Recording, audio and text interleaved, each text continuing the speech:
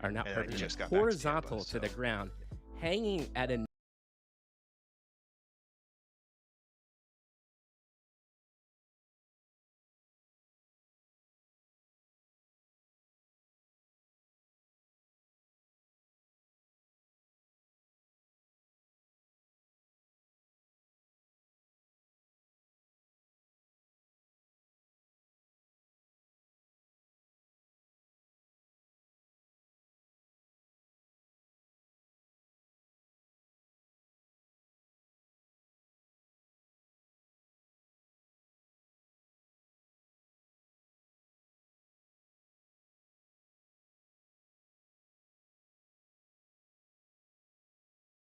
the ground, hanging at a 90-degree off a stop sign.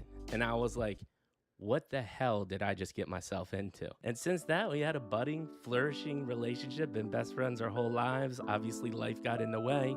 You go to college, you get married, you start businesses, things happen. Fittingly enough, our midlife crisis brought us back together, hence the name. We're older than most people in this space, but we found NFTs about a year ago, and then we said, you know what, we're really gonna create a company.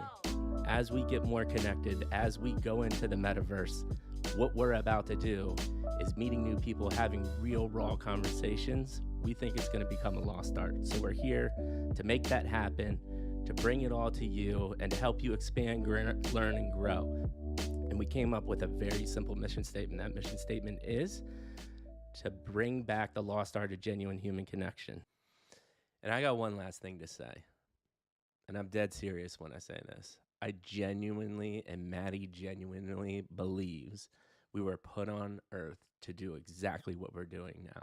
We love doing this. We love meeting new people, and it just gets us so freaking excited.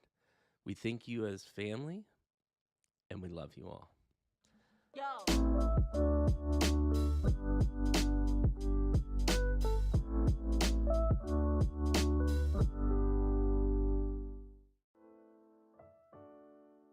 So, at the base and the heart of midlife crisis, not gonna lie, it's Mikey G and Maddie Mintz.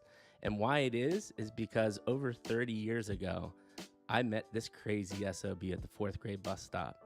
I swear to you, when I first laid eyes on this dude, he was perpendicular to the ground, or not perpendicular, like horizontal to the ground, hanging at a 90-degree off a stop sign.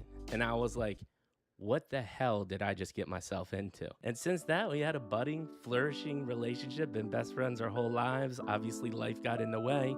You go to college, you get married, you start businesses, things happen. Fittingly enough, our midlife crisis brought us back together, hence the name. We're older than most people in this space, but we found NFTs about a year ago, and then we said, you know what, we're really gonna create a company. As we get more connected, as we go into the metaverse, what we're about to do is meeting new people, having real raw conversations. We think it's gonna become a lost art. So we're here to make that happen, to bring it all to you, and to help you expand, learn, and grow. And we came up with a very simple mission statement. That mission statement is to bring back the lost art of genuine human connection. And I got one last thing to say, and I'm dead serious when I say this. I genuinely, and Maddie genuinely believes we were put on earth to do exactly what we're doing now. We love doing this. We love meeting new people, and it just gets us so freaking excited. We think you as family, and we love you all.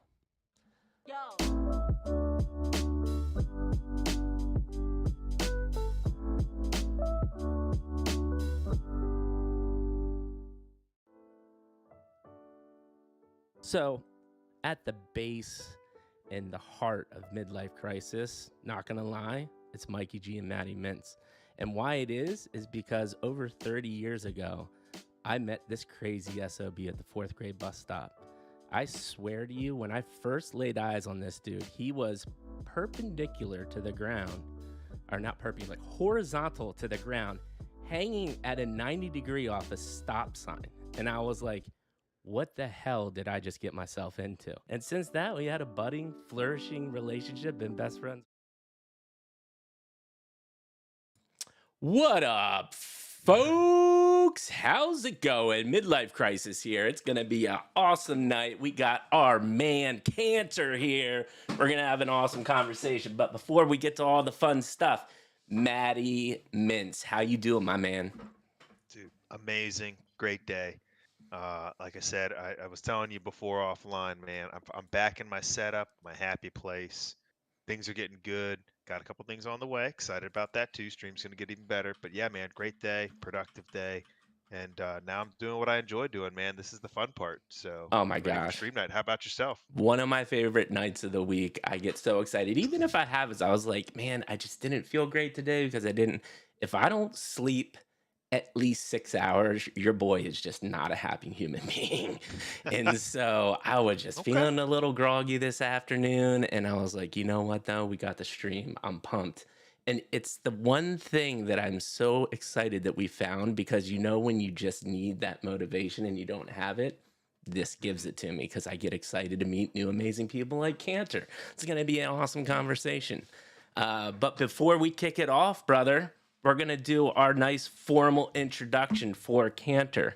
And we are going to start with the resume like we always do. And he's got 3 really interesting bullet points, starting with the fact that the dude is a world touring producer and musician. Not many people can say that, but don't worry, folks. He's got 2 more that are pretty mind blowing as well.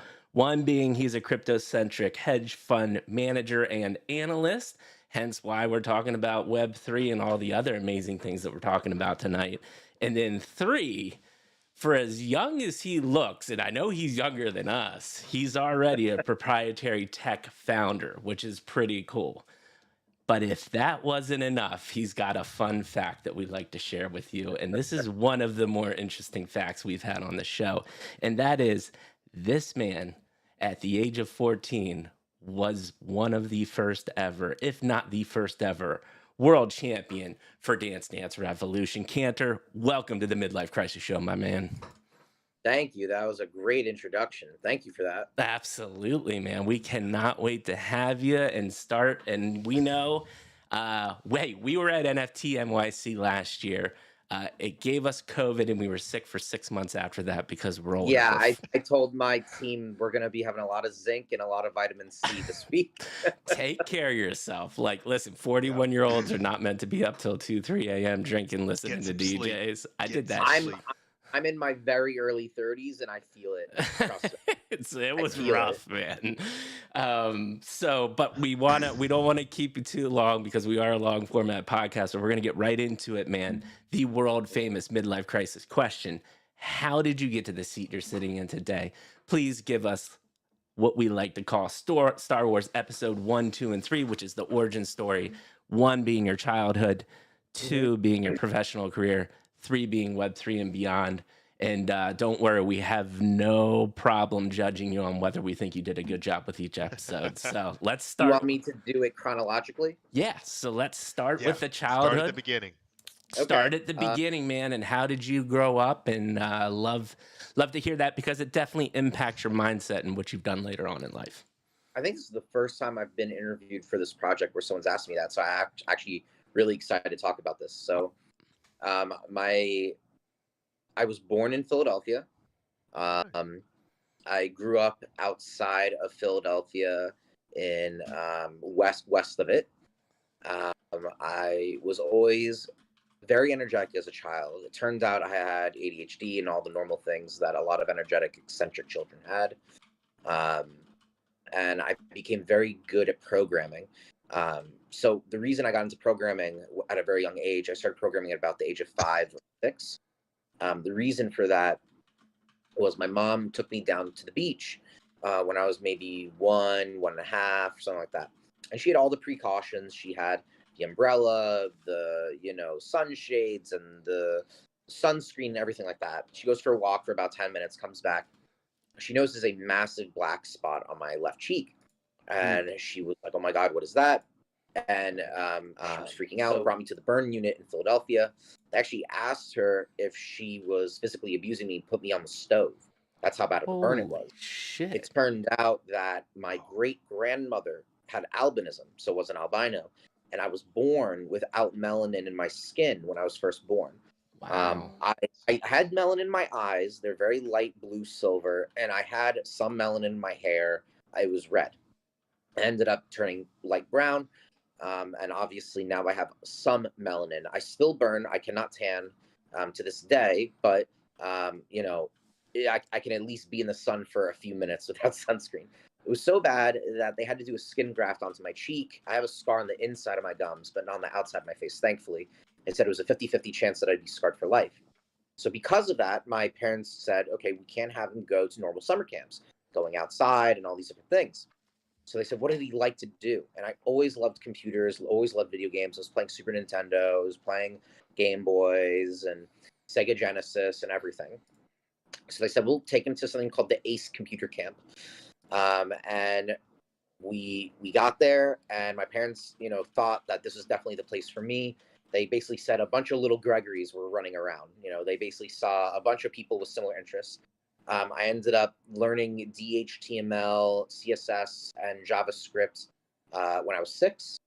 And then When you were 6? Yes. Wow. And it got me in a little bit of trouble. I went to another computer camp at another school. It was an all-girls school in the area, and they put me in timeout. And I was being in front of the computer because I did something naughty. I forget what I did. And I learned that everything was LAN-based, and they didn't have really full internet access to computers back then. So because everything was LAN-based, I was looking around, and the administrative account had no password on it. So I was able to go onto the administrative account and change everyone's grades in the school. Oh. And I got in a lot of trouble. That was when I was 7. So when you were I had 7. a love for computers. I had a love for computers at a very young age. And the way that I think, I learned, this is also my childhood, move a couple years forward. I'm 12. And this actually has to do part with how I got into crypto. I was basically told, okay, this is very unusual. Someone who's 6 or 7 years old does not learn programming languages, especially back then. It's not like the access to internet and information now. Yeah. So I got an IQ test, and basically they said I was very high in the scale, but there was something very unusual that wasn't being picked up on the IQ test. So they said there's a program called Center for Talented Youth by Johns Hopkins. They call it CTY. And they have children with abnormal IQ test results go and test for it. So I went, and the way that you get into the testing program is you first have to take the SATs. So my sister is 4 years older than me. She was taking the SATs, or I'm sorry, 4.5 years older than me. And she was taking the SATs to go to college. Yeah. And I ended up taking the SATs with her when I was 12. Wow. So, and she will say this when she meets people and we talk about this. I actually had to get a new piece of paper to write all my answers on because I actually lost a baby tooth and I got blood on my answer sheet. So that was my childhood. So then I went to this testing thing and they figured out what my abnormality was in. My abnormality was in something called spatial reasoning. It's where you're able to go in your mind and pinpoint something in your mind in a 3-dimensional landscape and be able to work around problems 3-dimensionally without any paper, any computer software, anything. So the way that I work mentally is I basically am very good at reverse engineering things. That is basically my whole shtick, is I come up with an idea that is very unscalable or very difficult to scale. And I think, how can I break this down to something much more simple? And I break it down into individual pieces. So took the test, I got into this thing called CTY, and I went to, my summer camp was at Moravian University in Pennsylvania. And I met my now lifelong best friend, Kenneth. And he was the one who ended up introducing me into crypto, but that'll be in the 3rd chapter. So end of the first saga, or the first episode, I go through all that. I do very well in schools. I had the entrepreneurial spirit in me. When I was 16, actually 15, I paid 10 school kids or classmates of mine to wait in line for the Nintendo Wii and PlayStation 3s when they came out. Paid them all $50 each plus food.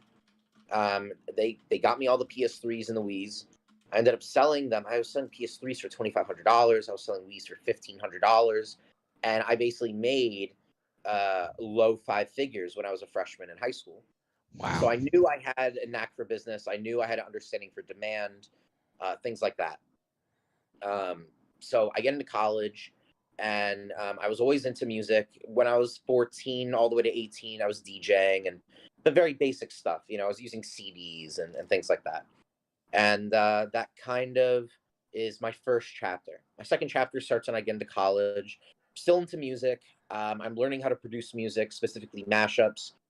This is kind of in your generation, kind of, but do you know of a guy, a performer back in the day called Girl Talk? No, If doesn't not, ring it's a okay. bell. He was kind of the person who made mashups famous. Really? He Okay. was very big. At his peak, he was probably going for about $100,000 a show. Right. He was headlining places like Coachella. Like, he was very, very big. And I was listening to him, and he was very much an inspiration to me. So I got into producing music. I released an album called The Other White Meat in my freshman year. 3 days later, I got my first call to do a gig up in Boston. I did a show at Boston University for 3,000 people. That was my first show. So I said to myself, okay, this is what I want to do. I'm a performer. Like, I knew I was a born performer because I loved doing something unique that brought happiness to others. And I always loved the energy of being with others and making that kind of environment happen, because for my entire young life, I wasn't really able to go outside during summer without sunscreen, all this other stuff. So Right. I was already automatically limited with my social demographic growing up. Yep. And obviously that lends to teasing and all those other things. And, Right. you know, even though I was doing very well and I was selling Nintendo Wii's and PlayStation 3s, you know how jealousy gets, people start rumors. You know. Right. So I didn't have that wonderful of a social life in my young years. Yeah. All of a sudden, I start doing shows. Sophomore year happens. I released another album called Ear Candy. I ended up getting signed to a booking agency called New Agency. At the time, they had people like J. Cole and Wale. So Pharrella. hold on real quick. I'm going to cut you off because we are starting to get into episode 2. And Maddie and I are already insanely fascinated by your beautiful mind and story. So we gotta rewind, my man. Before we go, I've got a treasure trove of questions. And, go for it. And I'm gonna start with one thing you didn't mention from your childhood. Love to talk about any part of your family. You know, were there any role models or you know, older figures that you looked up to that helped mold the mindset the way you had to? Can we talk about that for a little bit? Yes, I think that's a wonderful question. I think that ultimately was what made me who I am in terms of my moral fabric. Someone who just recently passed away a little over a month ago was my grandmother. She was one of the absolute cornerstones to my life. She was an opera singer. She was a model. She was a renowned chef. Unbelievable human being. She had liver cancer. She had lung cancer. She had ovarian cancer. She had a permanent. She had ovarian cancer. She had Sjogren's syndrome, which is a horrible autoimmune disease. She had a permanent lung infection. All these things while going through chemo and immunotherapy and all these things. She was feeding the homeless. She was donating her time to charity. She would go and make sure she was at every event that I was, you know, doing. Or, you know, she was really Superwoman. She was really an unbelievable person. And anyone I've ever seen go through even a small fraction of the atrocities that happened to her, she always said, move straight ahead, focus on your goals, always be happy that you're waking up to see another day. And she really helped me understand patience and helped guide me to be as good of a person as I could be. My grandfather, so her husband, was basically my best friend growing up. He really helped me understand that being an independent thinker was much more valuable than being a follower. He was someone who understood what it was like to be picked on, but he also understood what it was like to have successes and have people be jealous of you. He ultimately was not successful due to a variety of things, but he would have very great years of success as well. And he basically said, never, have someone put you down, always be confident in yourself. He was really my biggest cheerleader. And then my parents, both of them were phenomenal. My father was really someone who was very quiet but carried a big stick. When he spoke, people listened. Absolute brilliant individual, and he's someone who really helped me understand the world from a variety of areas, socially, financially, macroeconomically, as well as interpersonally. Understanding that certain people may not understand my social cues, and when you're gifted with certain talents and certain understandings, you also lose certain things in your mind. And one of the things that I probably was missing was social cues to some extent.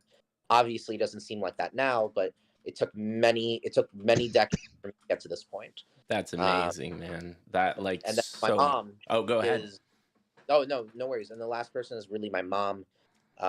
She is probably the hardest working person I've ever met in my life. She puts herself down quite a bit, saying that she's not as intelligent as my father or myself, but she has her own unbelievably brilliant intelligence. Yes. She became so at first she became an audiologist, and she really loved it, but there wasn't really a lot of pay in it. So then she ended up, and she was even offered to be the head of audiology at Drexel University's hospital. But she declined because she wanted to go for something that made more income. So she became a malpractice attorney. And so she is really brilliant in her own way. She finished school a year and a half early. She is just a very hardworking woman. Her pain tolerance is through the roof. I remember she shattered her ankle when I was like 3 years old in 5 different places, and she was adamant about going to this holiday event that she'd been planning for months, and she was putting herself in heels. And my dad was like, "Are you out of your mind? Like, you need to go to the hospital." Right, So, right. a very, very strong woman. So those are really the people who guided me and helped me become the individual that I am today. Dude. And if it wasn't for any of them, I don't know where I'd be. Amazing, more Wow. beautiful insight. Two quick things, and I'll let you go, Matt. I'm interested. First one, you talked about your grandma. She was the first one that you went to. And you don't have to have an answer to this, but I thought it was really interesting that you started talking about her and then list all these horrendous things that happened to her, but she still persevered. Any Yes. thoughts there as to why she was able to do that, or thoughts on perseverance in general? Whether or not this is a religious take, I have nothing else to compare it to, but I truly believe she was like a saint on earth. She did things.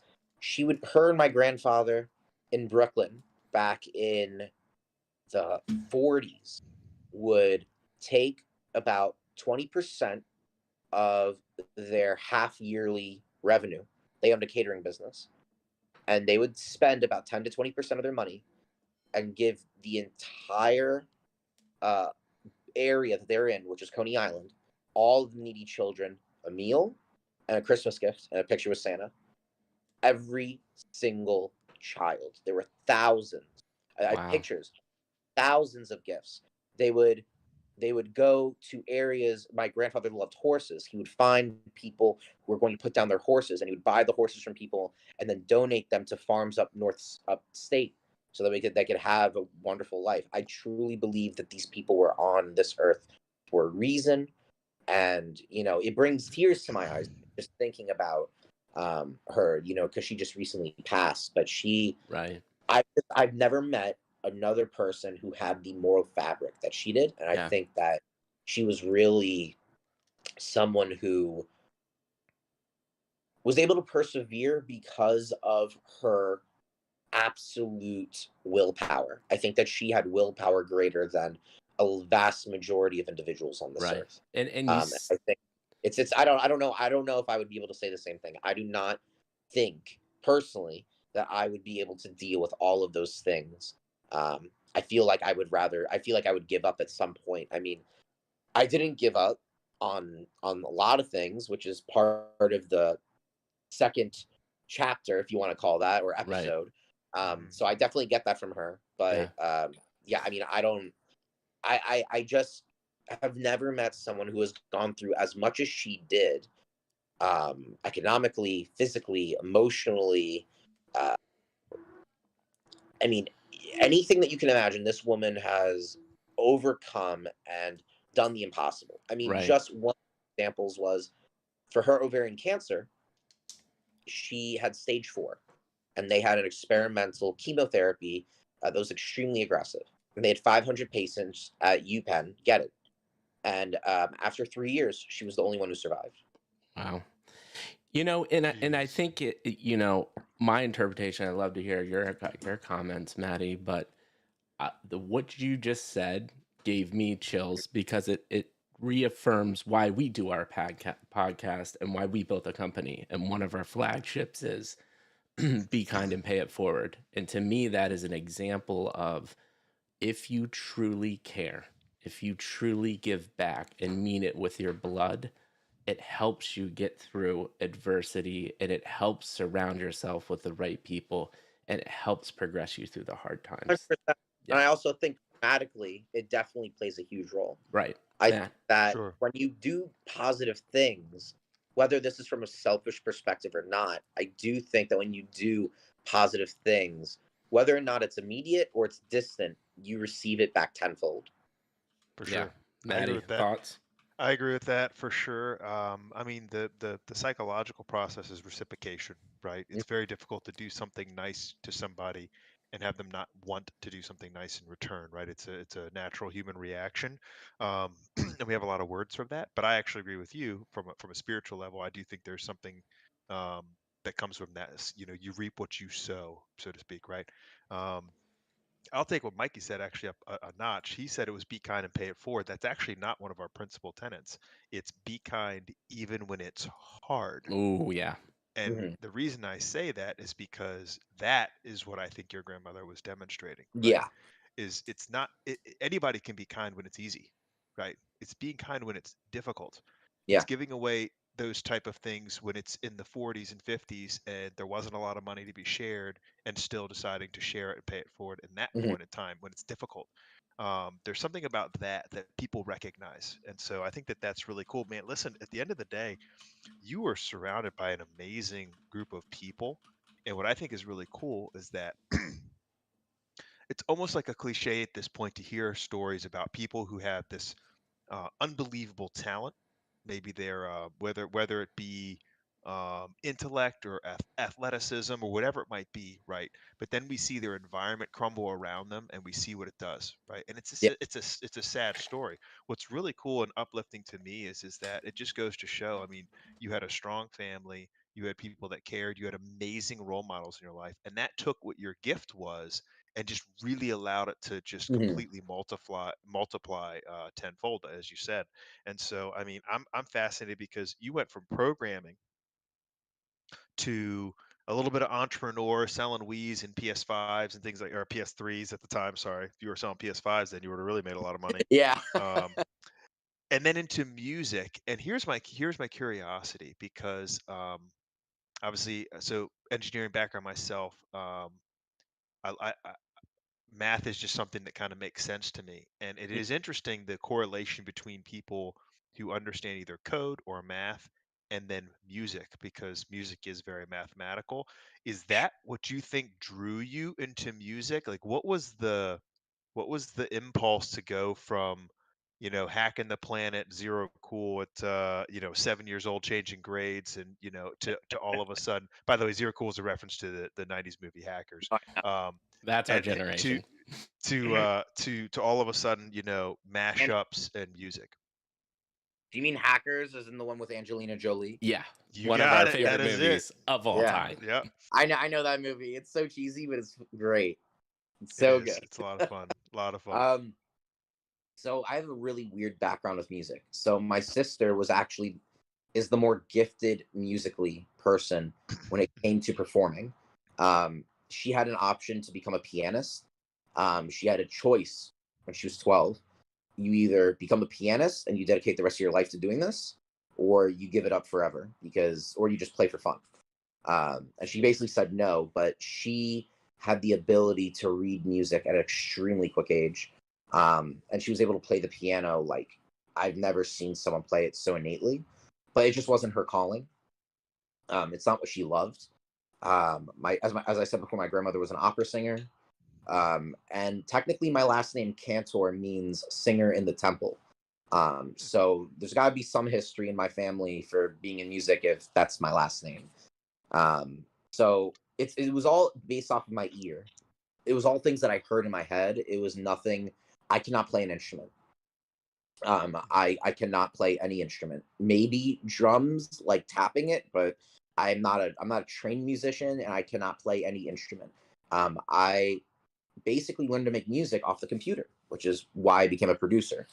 And then ended up getting into electronic music because I was able to synthesize and sample and create anything that I wanted without having to actually know any instrument. If I wanted to have a trombone solo or something, you just find it online or hire someone to do a trombone solo and throw them $50.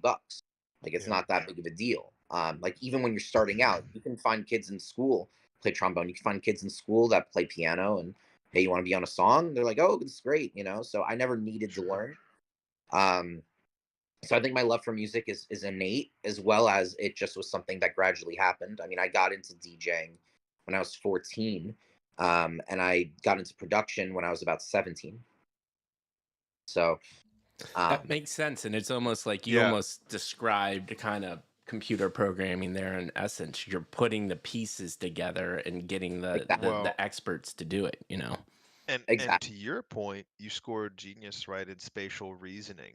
And so you I don't know just if they said, call it genius. They said they call it superior intellect, but I don't want to, We're okay, calling well, you you a could use, genius, all I'm right? calling it what genius. All call right. me We're in media, we as humble as sensationalize. But possible. no, but here's the thing though, right? You said you take difficult concepts that seem overwhelming and daunting, right? That And will you be break in it the down into third. components. That will be the third episode, Yeah. which But I'll explain where that comes from. but you have a history of doing it. You know what I mean? Yeah, If you think about it, right? You don't know how to play the piano, you don't know how to play the trombone, but you see it and you work backwards and you put it together. And I think that's an example of what you're saying. When I think of spatial reasoning, that's what I collect from that. And it sounds like you've demonstrated that multiple times. In the same way, listen, I mean, the core of investments is being able to see the goal and work backwards, right? I mean, yeah. and that's what, and you're clearly good at that, managing funds and whatnot. You saw, wait a second. See, most people see this. I don't have enough money to buy to buy the PS5s or to pay the people to wait in line, and it just goes away. But you were saying, well, wait a second. If I sell them for this price, I'm going to make this. I'm going to make 5 figures in high school. I can figure out how to get the start part and work your way backwards. And that's, I think, I just saved up all my money from Christmas and birthdays, my chores, and I was doing things like lemonade stands during the summer, and but you had the asking foresight to my parents save for that change, money, right? Whereas, ask like, for change, and when they go out yeah, to pay for something, can I have those quarters, or whatever. yeah, My that's it. grandparents during Christmas, they would give us, me, my sister, and my cousin, a big box of just change, and it was all the change for the entire year. So all the change from every single thing they bought in cash went into this box, and then we would Yeah, spend the entire day counting it and then divide it in three. And so that's kind of how I think we started understanding money at a young age too. Is we were processing money, counting it, and understanding how much money actually looks like from a coinage yeah, perspective. So we were sure. doing that, 4, 5, 6, and we were gathering that information naturally. I don't think they But you even still, intended it to be that way, but I think it worked out that way. yeah. But still, the foresight to say I'm going to take this money and make it earn more money for me is different. Mhm. You know, surely you can recognize most kids in high school get No, $100 and spend $100. They don't invest that was great for me. $100. It definitely didn't make any friends. I promise Yeah, you that. Yeah, that's okay. You know what? Friends are, you know, if you're successful, you'll get the right friends later in life. You know what I mean? So So that absolutely. actually goes into the second chapter, or second episode, if you don't mind. Yeah, yeah, so I sure. actually have Let's. one question before Yeah, because you said one more interesting thing. I told you, man, we could go for 6 hours. This is already fascinating. Mhm. One thing though, but I think we talk a lot, and I think you have a really interesting mind. You said the power of patience that your grandma taught you. What is your yeah. interpretation of that, and how do you kind of understand patience as a virtue? Patience is not something that you can force, and it's also not something that you can hope for. It is purely based on your own mental fortitude, and it is completely based on your willingness to continue to fight that mental fight. I think that if I didn't have patience, I would not even be close to where I am today. I think that in general, patience is up there with perspiration. If you're not going to get anything done if you don't put in the work. You're also not going to reach your goals if you're not patient for those things to happen. And ultimately, I think without patience, you kind of risk yourself at giving up on something that has the potential to be something great, as well as losing potential clients, connections, friends, people that you may have in your life for the rest of your life because you didn't want to go out of your way or do something. You didn't want to wait for this person. You didn't want to, maybe I'll give this another month, or I'll give this another year, or whatever. Obviously, patience is different than understanding you're at a loss and cutting your loss. But the only problem I do have with patience is you can also be very stubborn, and you can associate that with patience. Patience is different than stubbornness. Stubbornness is your unwillingness to admit that you are wrong and change, and thus you stick with your decision. Whereas patience is you still truly believe in your decision and you continue to be steadfast with moving forward with it. Yeah, I love it, man. And can you give us one example from your career where that patience panned out for you? And if not, it's no big deal. No, it's perfect. It's both episode 2 and 3, and Let's I'll do just it. say back into it. But my patience was board with Kendrick Lamar and Steve Aoki when I was 13 years old. I'm sorry, Jesus Christ, 23 years old. It's 2013 I I did was it, like, not the. Kendrick at 13? I'm Now getting that's aggressive. 2013 mixed in my head. When I was in the womb, I invented no, I love it. Okay, so no, when no. you were 23, When I was Patience, 23, Kendrick Lamar hit. I toured with Kendrick Lamar and Steve Aoki. I was making $10,000 a show. I was very successful. I still didn't graduate from college. I took 6 semesters off to go touring. I was very successful. Um, I was about to become this really massive person. I mean, I was kind of already becoming massive. And I had an issue with the management team that I had, and I decided it was not worth it for me to go through the mental um, problems that I was going through due to them. So I decided to let them go, which ultimately hurt my position in the music industry. But I had to do it. It was something that I decided. And I basically had shows, but I wasn't touring like I was. And I was working on a new genre of music that I was working on. 2 years later, that patience paid off. And the song that I made, it got supported by almost every major DJ in the world. It started with DJ Snake. He ended up playing it at every single show as his intro song in the entire world for a year and a half. It was supported by Tiesto and Diplo and Rehab and Afrojack and you know Chami and DJ Snake and Fetty Legrand, like all these people, like huge people Benny Benassi played it. Like it was massive. And I thought, oh my God, this is the moment. This is my moment I've been waiting for. The manager I had at the time, he unfortunately could not help my music career and get me onto a booking agency because it was a conflict of interest because he worked at a very large label and I wasn't signed to the label. But I was foolish enough to stay there when I had the option to leave and go somewhere else. And I stayed, and then that hype kind of died down. So then I had another 2 years go by, and I had this idea because I was Dance Dance Revolution champion when I was younger, and because I make music, I ended up inventing a giant drum pad or MIDI controller out of Dance Dance Revolution pads. Me and a good friend of mine, Guy DuPont, who now works at Accenture, and he's someone I knew in the music industry. He was my mixing and mastering engineer back in the day before I learned how to do it myself. We ended up programming and coming up with this giant launch pad where you can create and perform music through dance. So I ended up doing that. I sent that out. It got on Proximity, which is one of the largest electronic YouTube channels in the world. It went very viral on my old Twitter and did very well. And then it was my another time to shine. And I was ready to go. And then for whatever reason, it didn't quite hit with agencies and things like that. So then I had to kind of go back to the drawing board.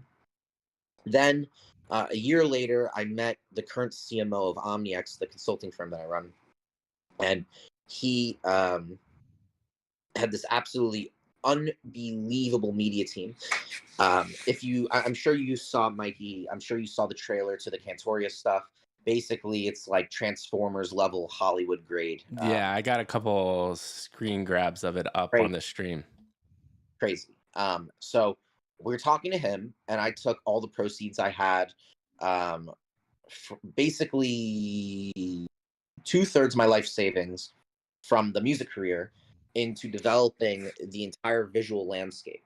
We essentially developed a metaverse before we even knew what a metaverse was. And it was all motion capture, CGI. It was very impressive. It was all lore based, all storyline based, different characters and things like that. And I was I was starting to release some of these things, these assets with the DDR pads, and I was getting excessive interest from the music industry. And it was going great. I knew I would have gotten a booking agent and start touring again later in that year, whatever. And then the pandemic hit. So I was getting ready to tour again and, do everything that I've been waiting for 7 years. And then the pandemic hit. So I say, okay, obviously I'm not going to be releasing all this content. There's no point. I can't go and tour right now. I can't, do all these different things. So I said, okay, maybe I need to rethink my game plan here. I'm thinking about it. I said, I have all these wonderful visual assets. I have all the storyline based concepts, all these different things. And my good friend, Kenneth, who I met when I was younger at that Center for Talented Youth, Johns Hopkins at Moravian University, he ended up becoming a member of the Ethereum Foundation team in 2015. And he told me about crypto way back in the day. He told me to buy Ethereum at $60, and I didn't listen. He told me to buy Bitcoin at $700. I didn't listen. Obviously feel like an idiot, but is what it is. And he basically said, you're really good at math. Because I know he knew that's how I made music. It was all math based. He said, you should really get into trading. You should really get into crypto and really look at these charts. I got really interested in it during the pandemic. And then a few months later, I started talking to him and my current CMO and the CTO that we have, who is my CMO's good friend from Scotland. He wants to go about programming. He's one of the lead developers at Baillie Gifford in the UK. It's a $500 billion fund. It's huge. And he's one of the most gifted programmers I ever met in my life. We all came together and we said, we have a lot of time. We don't have to worry about money because everyone's getting these checks. Why don't we try and build something? And part of that was using all of our ideas to come together and create this thing called OmniX. And OmniX started as a consulting firm. And then as I learned more about crypto, I ended up getting something called a Series 65 and a Series 3 licenses, which allows me to be a hedge fund manager, essentially, or a general partner at a fund. And the reason I got my Series 3 was to also be able to do it with commodities and futures, which technically crypto is in between a security and a commodity and some other stuff. No one really knows. But I said I'd rather get both of those.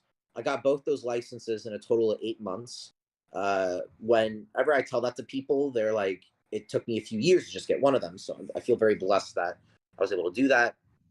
And as I started learning more about crypto, we started changing the project that I was working on, the music project, because originally we wanted to do the whole utility and infrastructure development of Kantoria by ourselves. And then once we realized the capabilities of blockchain technology and certain Web3 dApps and certain things like DAO voting, as well as kind of the various tokenomics of different types of tokens, we started realizing that over 50% of the work had already been done. All of the existing infrastructure existed in Web3 blockchain technology. So we decided to pivot and go from completely proprietary to utilizing some existing technology and then building upon it. So when I say I'm a proprietary tech founder, the tech that we have is actually moving NFTs well beyond pictures and video and audio. It's actually going to have a real experiential and in real life utilization aspect to it. So that's how that all came together. And so with all that being said, Kantoria has been in development technically for 5 years. As an NFT project, it's been under development for 3 years, but the whole concept itself has been 5 years. So that kind of leads me into, finding out who your friends are and things like that. When you go through those down moments before you get famous again, and then a down moment after that, and you have to rediscover yourself again, a lot of people start realizing, oh, this person isn't getting me backstage access at the show anymore. This person isn't getting me free tickets to this thing, or he isn't inviting me here. He isn't doing this or paying for these dinners. And, the fake ones fall off and the real ones stay. I mean, I have friends that I've had throughout all of the downs and ups, and I'll have them forever. And I'm very blessed to say I have, 5 or 6 best friends. I'm very lucky to have that. Most people are lucky if they have one. And I feel very blessed for that. But with the third part now, third chapter, when I got into crypto and I got into Web3 and we started developing Kantoria, I was very quiet. I did not tell anyone over the past 3 years about this project. Hold on. all. We're going to cut you off again. Yeah. Because you just rattled off another amazing little stint of episode 2. And you said a lot of like really, really special things there. And so back to this patience thing, because I think it's interesting. You rattled off times where, there was one where you were patient in the fact that you kind of left what a lot of people wouldn't, with touring with Kendrick and all these other big names, because you didn't think the management company was right and you had other ideas. That is an example of being mentally tortured. I was not allowed on the bus to stay on the bus. I had to travel with one other person around the country in a car that I was forced to buy in order to be a part of the tour. We drove 20,000 miles in 2 months. We had a trailer in the back of the truck that was filled with equipment that I bought because I was told I would be using it during the tour. It was $30,000 of equipment, not including car. And once I got to the tour, they told me none of the production was advanced by my manager. So I was, not only did I buy all this equipment and have to drive with a trailer and not allowed on the bus and had to drive 20,000 miles across country, I was getting 4 miles per gallon in the car. The car that I was forced to buy was an identical version of my existing car, but in black, so it would match the tour bus. right. And it was a very mentally unsafe space, if I were to put it in a way that I wouldn't get in trouble. Yeah, and we've had musicians on this show. Non-disclosure. stuff, you know. Yeah, we've had musicians on this show before too, and you say all these things like she was on X Factor or the same one with Harry Styles, and you throw all these names around, but the reality is it's not very glorious, especially in the beginning, right? And So it's not that it's not glorious. I mean, I did a lot of cool stuff in dingy basement shows, and they're some of the best shows I've ever played in my life. right, And 200 people there, and it's so hot in there that there's condensation coming off the ceiling, and the lasers don't work, and it's almost pitch black, but everyone's having the best time of their life. I don't mind that. I didn't mind putting the work. I didn't mind traveling with it. I would not have minded at all if I was told you're going to use all this equipment, you're going to drive, you're going to do all these things, and you're going to work your ass off. I was forced to release a song every week while driving yeah, and performing. right, But I would have no problem with that if I could use the equipment, if I could have been on the bus and done some certain things. I got to be rewarded appropriately and not be absolutely destroyed mentally. You know, if yeah, they were it was using and abusing you, man. I mean, yeah, they were it was not absolutely a doing that, very healthy thing. right, So you know, I get it. It was very difficult right. to give that up. So my But question is to yeah, lead off of that is you went through a lot of adversity in the beginning. You had ups and downs. You had pauses. You said, at one point it took you 7 years to get to what you wanted to do. What are some of your biggest learning lessons through, uh, like we said, on paper that you did some awesome stuff and you had some amazing experiences, but what are some lessons learned or things you would have done differently looking back? I went to certain people. Say, I had some of these ideas that came out say in that 27. again because you cut out. I would not listen to certain people, and I would listen to my gut and not take people's word as truth. The Dance Dance Revolution launchpad thing where I can perform music through dance. I had that idea in 2013, and I didn't do it because a couple of people said it was stupid. And I ended up getting over 8 million views on Twitter, on my old Twitter. Ended up getting 1 million views on Proximity on YouTube. I was on Dancing Astronaut, and I was being looked at, being put in Billboard. I mean, it was a whole thing. So listen to your gut and follow what your heart and your brain is telling you. Because a lot of the times when people say an idea doesn't make sense, they don't see it the way that you're seeing it. They don't see the whole creation of the idea and perception in your mind, Right. because you have to understand, when you have an idea and it's not physical or concrete or tangible, it's extremely difficult, if not impossible, for a vast majority of people to understand what you're trying to talk about, because it doesn't exist yet. Right. It's Right. one thing if you have a physical product and you go and you say, here, I have a toy elephant that's a flamethrower. Okay, I understand it's a toy, I understand it's an elephant, it has a flamethrower. If you're saying, I want to develop this technology that doesn't exist, or I want to develop a product, but you've never built it yet, and they don't even know what the hell it looks like, they're going to say, I don't get it, because they're confused. They don't want to seem stupid because they don't get it and that you get it. They don't want to act like it's really cool because they might be jealous. They also might just straight up not understand it, and it might not be the right person to ask. Yeah.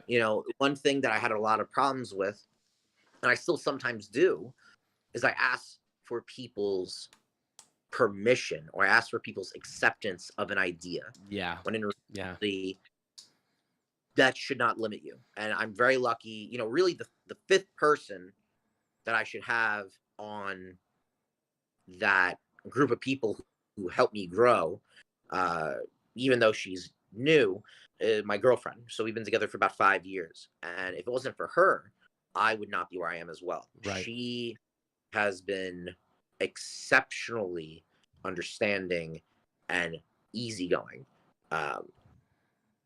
I don't know anyone. I've dated a lot of people, and I almost married someone before her. I dated someone for 8 years, and I've never met someone where I've never argued with them. I think maybe once in 5 years we've argued. always told me to go towards my dreams.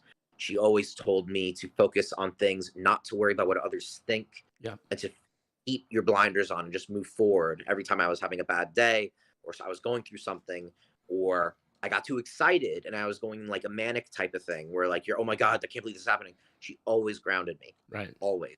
She always gave me as much time as I needed to work on things. Really unbelievable person.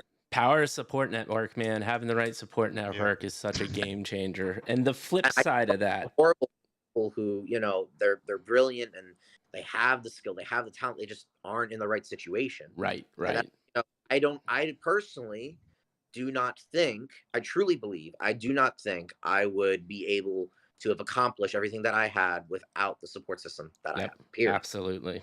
And so the flip side of what I just asked, and then Maddie, you can go, and then we'll go on to the Web3 because we're running out of time. A word of advice to somebody that is listening and is goo goo gaga over the DJ and the cool career and the fact that you're a tech entrepreneur at this. Number one or two things that you attribute to your success, and what advice would you give people that are interested in going down and kind of replicating some of the things you have? Not every idea is a good idea. That's one. All right. I like it. Make sure that, yes, you shouldn't listen to every single person. And if someone says a bad idea, fine. That's great. If you're really, sorry, I had an alarm go off. My apologies. It's all good. If you have an idea that you truly think is amazing, stick with it and see what happens. But just because you think it's great doesn't mean everyone else will. And just because the idea is great does not mean that everyone will understand that. Mm-hmm. There are people that are ahead of their time. There are people that see problems that don't exist yet. There are people that have dreams of things that are very difficult to comprehend. So just because you think you have a good idea does not mean it necessarily is a good idea. You have to put it through its paces. Talk to a lot of people. Talk to people you trust. Talk to people you don't trust. Talk to people who are in your family, friends, strangers.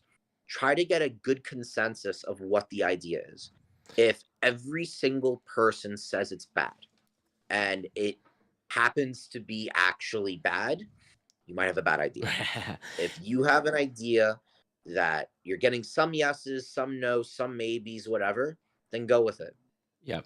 I love it. Because you have no idea where it can go.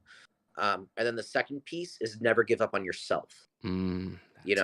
You can have patience and things like that, but ultimately it is even more than patience. It is the belief in oneself to be able to, even when you are questioning yourself, that that you're on the right path. Yeah. And that is a very difficult thing to do, but those are the two keys.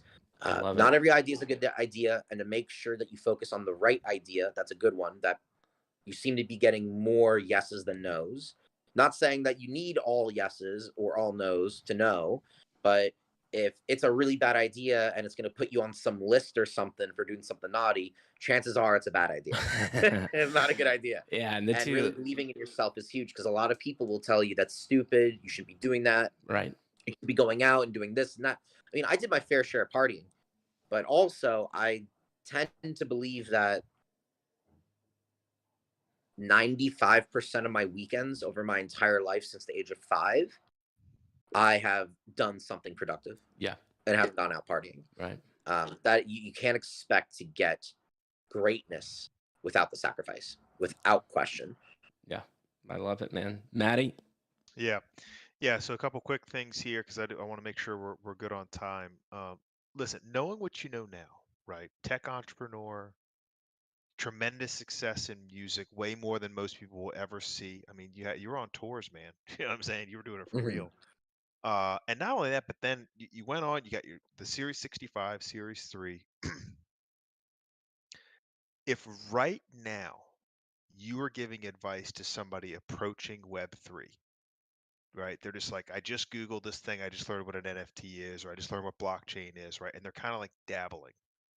What, given your background, would you say what would be a good piece of advice if you know, if you had a younger brother or something that was like, tell me about Web3?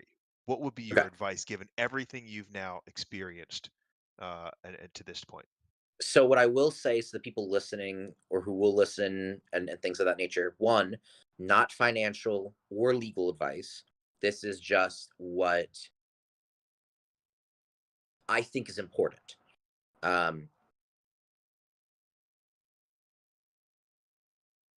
Thinking, do I sugarcoat it or not? You know what? Screw it. I'm not going to sugarcoat it.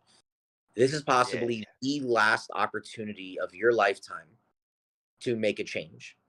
Because once full automation happens and full centralization of digital assets occur on a multinational level, it will be extremely difficult for there to be additional opportunities in the future. What I'm seeing now as a hedge fund manager, as an analyst, as a tech entrepreneur, someone in entertainment, the value of the human mind is based off of perseverance, is based off of work ethic, and it is based off of ideas. Where the future lies is based on creativity, is based on entry prior to being locked out of a potential industry, and it is having enough knowledge to keep yourself ahead of the game. The thing that I would tell people to do is every single day you should be learning about this space. The Web3 space, blockchain technology, cryptocurrencies, and digital assets are going to shape the foundation of this planet for the next 2 to 3 decades.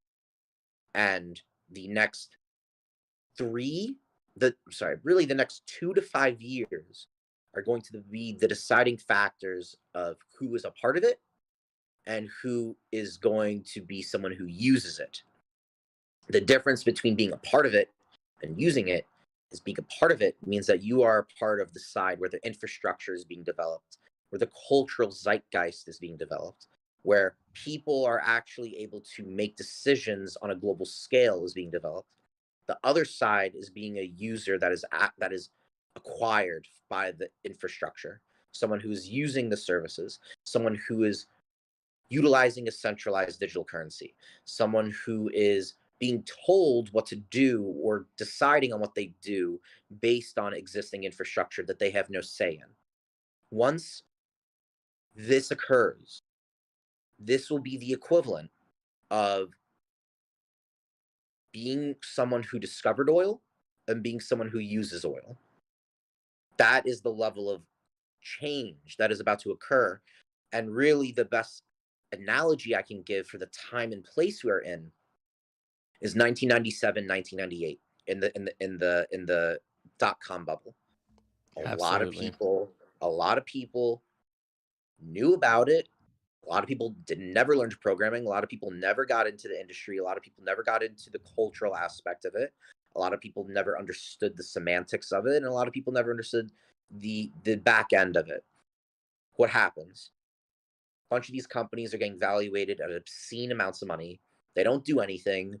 The people who run it know that they don't do anything, and they get these crazy VC valuations and IPOs and things like that. 1999 to 2001 happens, massive crash. Basically, over 95% of all tech companies go bust. What happens after that? Everyone thinks it's a fad. It's not going to come back. All these different things. The companies that lasted, that were the 5%, they ended up becoming some of the most successful companies on the globe. That's exactly what is happening right now. Every single person who's involved in crypto, was on Cash App, was on Robinhood, was on Coinbase, was on PayPal, and all these other things are buying crypto, getting involved in NFTs, getting involved in various ecosystems. Of course, they're excited when it happened. It's great when everyone you could have. I literally remember throwing money into every single coin on Coinbase, and every single one went up. I thought it was genius. I might be a genius in some aspects, but definitely wasn't a genius then. I'll tell you that. Because I learned real quick what the hell was going on. And then everyone left. The same thing is happening now. The people who are surviving through the Web3 winter and are entering this bull market, not financial advice, but is looking quite nice. They have the opportunity, really one of the last opportunities in the next 2 to 5 years, to be involved in an industry that is going to change the world. Think about Web3 didn't really become popular until 2020 when the pandemic hit. If it wasn't for the pandemic, crypto would still not be as majorly accepted as it is now, because people had time to stay at home and play around, and they got this money from the government. They could put it into things. If we didn't have the pandemic, where we are right now in crypto probably wouldn't have happened in terms of mass adoption level until 2025, 2027, because it was growing, but it was not growing at the speed at which it is growing now. Yeah. So think about 1997 to 2001. That's kind of where we're at right now. But the internet, and the real internet that we know of, multi-hundred-billion-dollar companies, real use case companies in technology, software, hardware, it didn't really become mainstream until like the 2010s. Yeah. Yeah, we had Google, we had YouTube, Even we had later. Facebook, Yeah. but people were not phone obsessed Yeah. until the iPhone came out. Yeah. People were not internet obsessed really until Facebook and Twitter and SoundCloud and YouTube. Yeah. People weren't obsessed with finding information on the internet until Wikipedia became big, until Google became big. Right. And Google, yeah, it came out in the 90s, but people weren't really using, people were still using Yahoo. Yeah. People were using Netscape and AOL and all this other stuff. You forgot GeoCities and Angel Fire, dog. Oh my God. Well, I mean, you Alta really want to go Vista. back now. We might as well just bring up DOS at this point. But Come on, Exactly. man. You're talking to 41-year-old. Dude, who remembers CompuServe? Yeah. What? Yes. No, yeah, But your you guys get what I'm point's saying, fantastic. though. You understand what I'm saying, though, Yeah. right? Is that Yeah, no, that it's level fantastic. of acceptance by the major public. And when I say major public, I'm talking about, and I have arguments with people all the time about this, and I'm pretty positive with my numbers. We are not at a quote unquote beginning for mass adoption until we hit 1 billion users. We are not at 1 billion users. We might at best be at 300 million. Yeah. Maybe. I don't care that there is a survey that says the United States, 25% of people of United States adults own cryptocurrency. I don't believe it. Yeah. Yeah. Because I've talked to people at Morgan Stanley and JP Morgan and State Street and whatever, and they have absolutely zero idea. They don't own any of it. They don't even know what a Bitcoin is. They don't even understand what the blockchain is. They've never even heard of Ethereum. They didn't even heard of Solana. They didn't even heard of Polygon. Right. And these are staples to us, dude. So I tend to believe that we are still in this chasm between very early innovators and early adopters. I think that we're there, but I think it's going to change quickly, especially with AI. But that's a whole nother discussion. Right. What I was trying to get at is, if you're listening to this and you're just getting into Web3, or you've been in it for a year, you've been in it for 2 years, you've been in it for 3 years, you've been in it since 2015, do not, I can't say that because that's legal advice. Do not give up on your belief of this technology, because the white papers by Satoshi, the white papers by Vitalik, the white papers by all these brilliant individuals who came up with these ecosystems and these tokens and this technology, they understand the purpose of this. The valuations might be high, but there's a reason crypto has not died. And that reason is because the actual use case of this technology, you don't need to understand what the blockchain is. You don't have to understand what hash is. You don't have to understand any of this stuff. What you need to understand is that there are two things that this technology is meant for. It is meant for decentralization, so that way you have control of your own assets and information.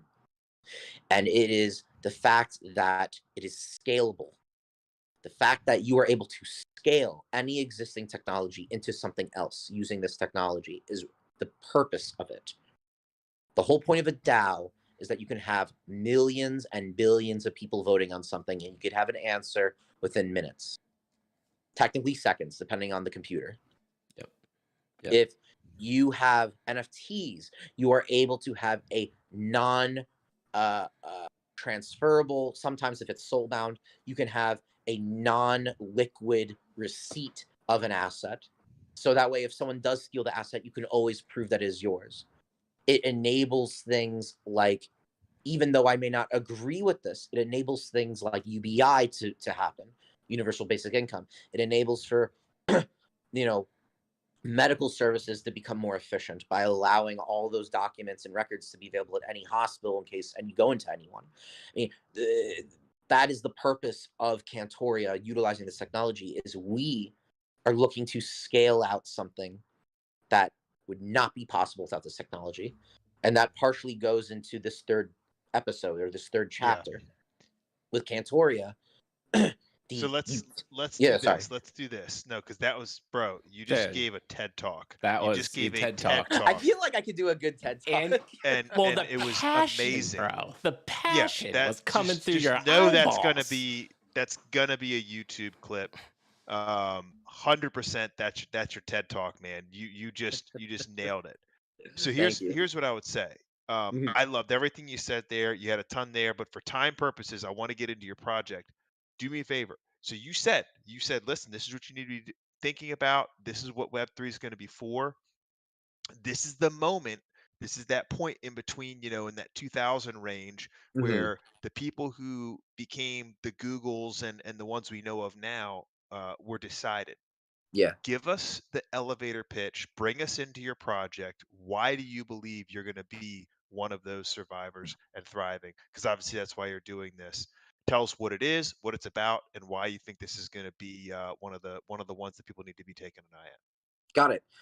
So Kantoria is a experiential, and it's an experiential ecosystem that allows people to work with any creative that they want, utilizing funds that are generated by the project. A good example would be if you are a musician or you've never made music before, but you listen to Tiesto, this project will allow you to have all the resources and access that my team and I in the music industry have and give it to you. You will be able to vote on who you want to work with. The monies that are in the treasury will allow you to be able to work with whoever you want as a community. This will be the first time that a community will be able to direct the artists of their dreams to make the music that they want as the listener, and their names will be on the masters of the records. The record will then be pushed by appropriate periodicals, press, publicity, as well as advertising. We have an entire dedicated team to make sure that it is done at a wholesale cost. So that way, when the record goes gold or platinum status in various countries, that individual will actually be a gold or platinum status recording engineer, writer, composer, whatever they want to be on the record. We've developed a proprietary technology that allows you to actually vote on audio, marketing samples, and art in real time with the artist without having to worry about any scaling issues. We're able to be the first full-on voting system utilizing audio in the world, to my knowledge. And this will allow us to scale out having a unique experience between artists and fans alike. So that way fans are able to talk and work directly with their favorite artists, and artists are able to listen and directly work with the fans. Dude, that was a very concise pitch too. But what I heard that is most interesting is you're actually one of the few NFTs that is just like, hey, you're going to be part of our ride and we're going to throw you some money. You actually have built an interactive vision that is extremely interesting, because those credits are actually attributed to you because you physically contributed to the music as well. And if you don't want to be doxxed, we figured out a way for you to have your undoxed name be a part of it forever as well.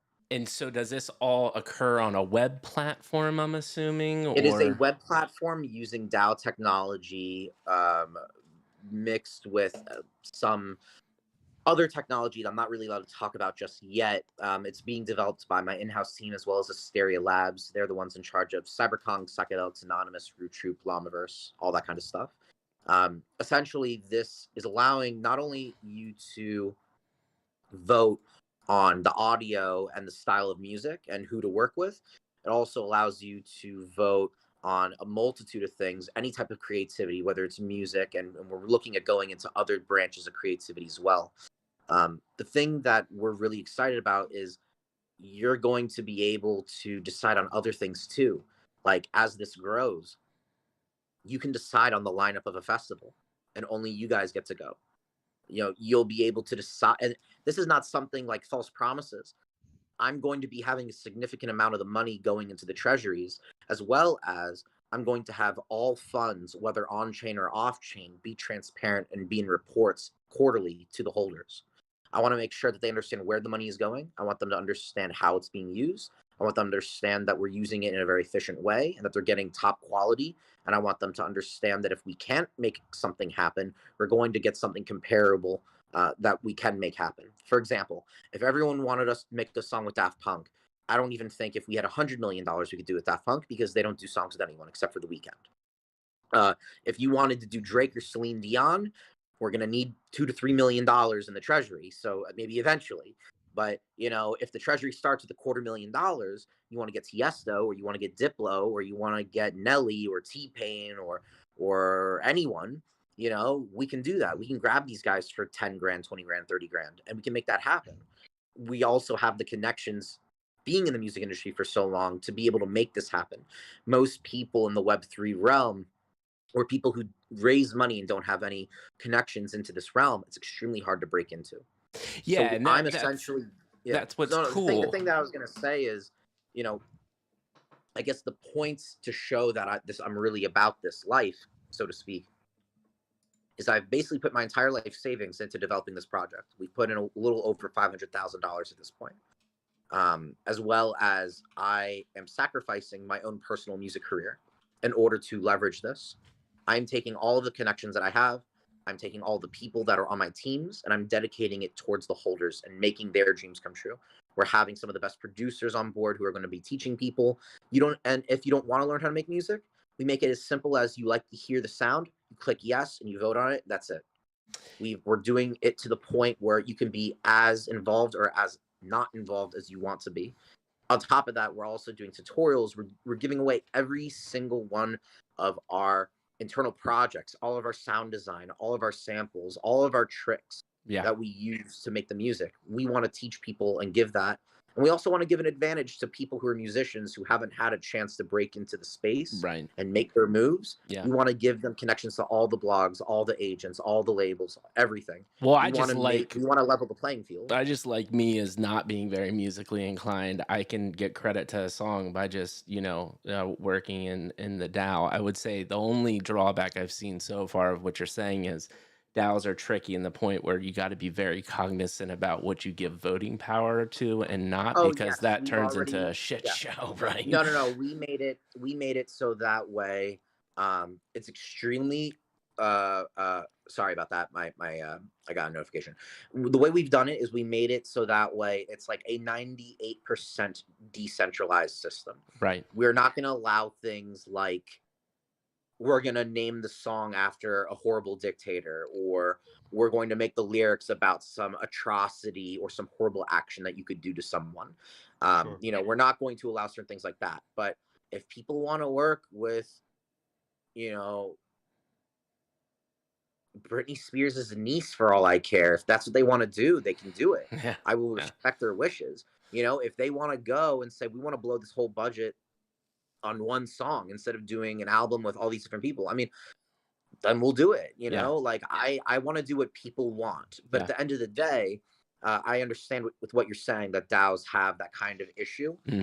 But we've made it so that way in the fine print, we explain the disclosures, we explain the disclaimers. We're giving them extreme ability and agency to do whatever they want, to vote on whatever they want, to do, to work with whoever they want, as long as it is within reason. Yeah. You cannot expect me to get the rights to Michael Jackson's estate and us using an unreleased song as our vocal. You can't expect me to get someone who doesn't make music anymore, and if they were to, you would have to pay $30 million. Maybe in the future, as this continues to grow and the treasury continues to grow, but we're looking at starting out at 150 to $250,000 in the treasury, not including internal development. I love it, man. That would and we have publicly stated that 50% of all royalties for the entire project from now until forever will go into the treasury forever. Yeah. So that monies will always go back into the treasury to continue to develop and build this project. Fantastic. Separate from the internal development that I'm dedicating to. Right. This is just what they want to develop. So let's do this, man. Well, Maddie, you go, and then we'll start winding it down. Because believe it or not, we're almost at an hour and a half, and we just cracked went by the surface. fast, right? I told you, man. Fast. I just got a quick statement. And that is this. I think with crowdsourcing and when here's the the problem with the great thing about democracy is everybody gets a say. The problem with democracy is everybody gets a say. And so at the end of the day, you got to think about tweaking that, right? So I think of it this way. To your point, if you have a world famous chef and he puts 3 plates in front of me and says, which of these do you like? Which of these do you don't like, right? Mm-hmm. And you did that with 1 million people, you're going to get a great amount of data on what people like, right? That doesn't mean you ask 1 million people how that chef should run a restaurant. Exactly. You see what I'm saying? And I think that's the delineation. I think too many people think of this concept of a DAO and think that you have to decentralize every component of decision making. And that's the problem is look, it's 2 wolves and a sheep voting on what to have for dinner. You can't do that all the time if people aren't equipped to make business decisions in the same way they're not equipped to make investment decisions or what it might be. However, if you just ask me, what do I like the taste of more, or what do I audibly like the sound of more, well, then you're going to crowdsource what people genuinely enjoy and come out with good content. And so I think you already are. I think you know that delineation. I think you're working within that delineation, but I think it's important to articulate, as Mike was saying. Yeah, 100%. Love it. And so this is what we're gonna do, man. Like I said, we're gonna have to have you back on the show. This is fascinating conversation. We could talk about so much more. We actually have. I was gonna say I'm not looking at chat, but is chat happy with how it's been going? Oh my God, they've been chatting up the whole time. They're freaking jazzed, man. People, our midlife crisis family is joining your Discord as we speak. Perfect. Your Kantoria family's That aunt. was another thing I was gonna say. Is something crazy happened. So we only gave the Discord link to people who have been following us since the beginning 2 months ago, and we gave it to maybe 200 people, and it's already at 1,300 people, and we don't know where the hell these people are coming from. It's only been a few days. That's great, man. I mean, it's product market fit right there. You have a very interesting concept. Let's talk about, because we have one more question to kind of wind it down, and then we'll say our closing comments. But before that, one last question. Give us, take, the next 2 to 3 minutes. Tell us what we can expect from Kantoria in the next year. I'll tell you about the next week first, real quick. New York NFT New York City event.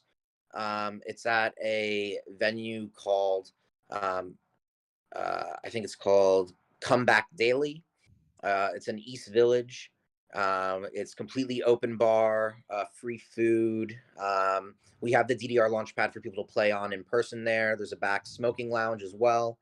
We're also giving away care packages for free to people who answer these riddles. I will be sending merchandise for free to anyone in the world for the first 150 people. We're finishing up a experiential audio visual riddle system on a website in a couple of days that will be out. Then after that, we're looking at the free mint happening early May, and then the main Genesis mint at the end of May. After that, we already have all the technology developed. So within 48 hours of the mint, the proprietary platform will be able to be used by holders right away. There's going to be no wait. I don't believe in making people wait for something when they're promised something. I wanted to make sure that it was developed prior. We'd probably start with the first record with just people understanding how the technology is used. So it would just be me and a couple of friends doing a test record with them so they understand how the platform works. After maybe a week or so, that's how long it'll take for us to finish a record. We will then open up the voting through the Treasury for people to be able to decide on what artists they want to work with. Once we come up with the top 3 artists, we will reach out to their representation and find out what their costs are, what genres they're in, whatever. So that way then we could have a following agreement with the holders, so that way they can make a final decision. Because obviously if we all vote on one artist and they're asking for $500,000 and we don't feel that they should be asking for $500,000, we will voice that. And I'm sure the holders will understand that probably better to do something less than $500,000 for the first record. Then after that, we plan on holding massive events. Currently in talks, I don't want to jinx it, but I'm currently in talks with a massive agency right now, as well as massive talent buyers for shows. We're interested in doing events all throughout the country and the world, making sure that people are able to experience that in their hometowns, as well as we want to make sure that we develop a very, very succinct resource pool where people are able to create music, learn how to make music, meet people in the industries, get access to tools that you wouldn't know. I want to make sure I take the 13 years of experience that I had in the music industry and the 10 years of experience of my CMO and all the other experiences of the rest of our team in the music industry, and take all those things that took us years to discover and put it right in front of them. So you can condense all those decades of resource building into a single hub. I think being able to give people access and agency to resources is the main factor that stops people from continuing this passion of music or learning about it. And if you're able to have the best of the best research and the best of the best technology and the best of the best tutorials and assets at your disposal, that will give you the ability to take those decades of experience and break it down into maybe half a year, a year. Yeah, I love it, man. We've worked with a couple other projects that come on and have done similar things, and it's awesome, man. You have a lot of great ideas. Maddie, any questions before we wind it down here? Any thoughts? You good? I got thoughts, but I don't think we have time. Yeah, so, we just don't have time, but we will bring you back, man. I promise we will bring you back. Yeah, it was a wonderful discussion. Yeah, so the last question we ask is we like feedback, right? You've done probably hundreds of AMAs, been in Twitter Spaces, done Twitter Spaces yourself. How do you think your time on Midlife Crisis went compared to what you've done before? I was going to say it was much more professional. I actually enjoyed it quite well. It was well produced. I think that the questions you guys asked, I was going to say this earlier, but this is the perfect time for me to say it. You have asked me questions that no one else has ever asked me in this space, and I actually value that quite significantly. The fact that you ask personal questions, background questions, things that are not just what's the project, how much is it, who's involved, whatever. You asked really in-depth personal questions about not only the projects, but about how I was sculpted into the individual I am to create this project. And I think that's very thoughtful. And I think that more AMAs and podcasts should be like this. I think there's too many people in this industry, and it really is in its infancy currently, the NFT and the Web3 realm. It's very much about drama currently in the bear market. It's very much about, yelling and, attention grabbing. Yeah. But there's not a lot of value add. There's not a lot of information being shared. And as you can tell, I have a lot of information to share and a lot of things that I hope change people's perspectives and gives them a different look into this industry. And I think that's the information that a lot of people are seeking. They don't know where to find it because too many people are talking about a rug, or this celebrity did something stupid, or this person got called out for running a scam, or yeah, those things are important. You should know who should not be in this industry and who should be called out. But there's a handful, but I think it should be much more vast, that there should be discussions like this. Thanks, man. That is what we're going for. So another product market fit convo for us. Hey, man, the cream rises to the top. Thanks, man. And right now, the milk is boiling. So I appreciate it, man. Those are very kind words, especially coming from someone like you that has like I said, beautiful mind, man. A lot of great thoughts. Maddie, I'll let you say your closing comments. I'll say mine. We'll shut it down and you can go do your NYC thing, man. Thanks. Yeah, man, this is fascinating. I'll tell you this.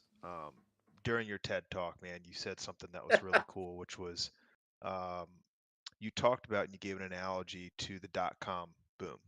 Mhm. And I think a lot of people need to hear that. And let me tell you why we do what we do, because to your point on what you said about more people need to be asking these type of questions. I know this. Uh, all three of us were around during that time, Mhm. and and you already knew C++ by then, and so But the bottom line is that um, when I heard about Google, I didn't know it was Google. When I heard about Exactly. Bitcoin, I didn't know it was Bitcoin. Exactly. All right. But I'll tell you this, if I could have listened to a 2 hour or a 3 hour podcast and heard Jeff Bezos then talking about what he was trying to do, I would put money in Amazon. Do you see what I'm Mhm. saying? I 100% get Because we follow people. People are interesting.